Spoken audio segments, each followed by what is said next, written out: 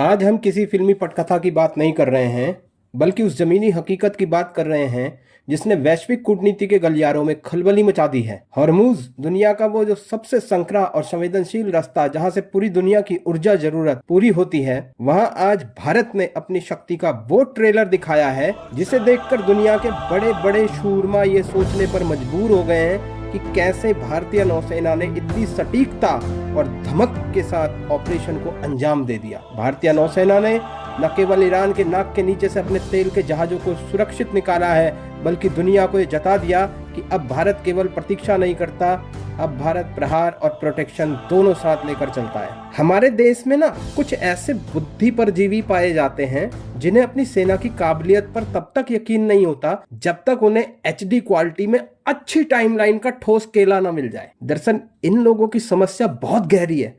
इन्हें हर चीज में केला निकालने की आदत होती है भाई साहब। केला मतलब मीन मेक, और इसलिए इन्हें हम केलाखोर कहते हैं। ये वो लोग हैं जो खुद के दिमाग से नहीं बल्कि विदेशी नैरेटिव के सहारे जीवित रहते हैं, और इन्हें अपनी ताकत पर शक और दूसरों की चालबाजियों पर यकीन ज्यादा होता है। लीजिए, इन केलाखोर बुद्धि परजीवियों के लिए नौसेना ने यह वीडियो प्रमाण भी जारी किया है। देखिए कैसे हमारा एक शक्तिशाली विध्वंसक जहाज उन विशालकाय तेल टैंकरों को एक अभेद्य सुरक्षा घेरे में लेकर अरब सागर की ओर बढ़ रहा है। इसे आधिकारिक भाषा में एस्कॉर्ट ऑपरेशन कहते हैं, कोर्डन करना कहते हैं। हमारे जंगी जहाज पर मौजूद हेलीकॉप्टर लगातार आसमान से निगरानी कर रहे थे। क्यों?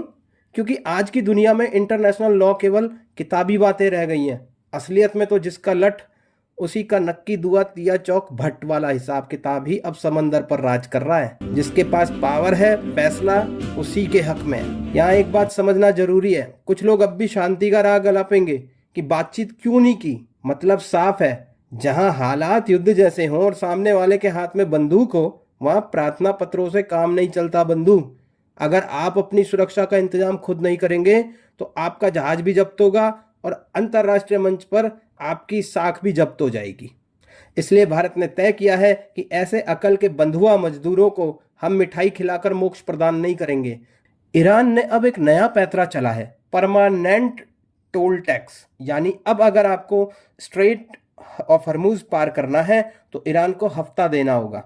तकनीकी रूप से कोई ट्रेड टैक्स नहीं है, बल्कि समुद्री रास्ते पर अपनी मनमर्जी थोपना है।